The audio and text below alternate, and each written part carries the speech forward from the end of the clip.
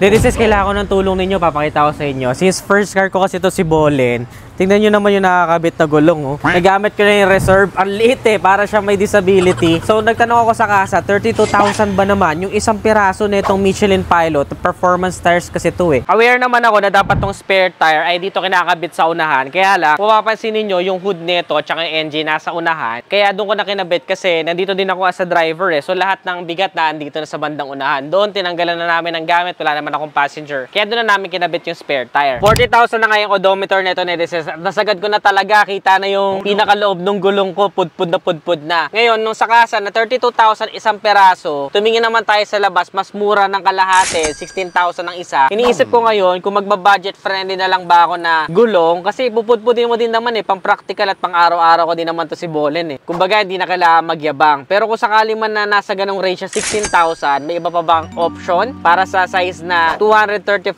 by 40 ZR18. Baka may mas madidiin pang option na mas maporme. O kaya naman, kung sa budgetarian naman, ano kaya yung magandang gulong na budget meal na pero maganda yung performance, patagal mapudpot at saka saan kaya maganda magpakabit. Comment nyo naman dyan yung mga suki ninyong bilihan ng gulong at nagkakabit ng gulong na legit.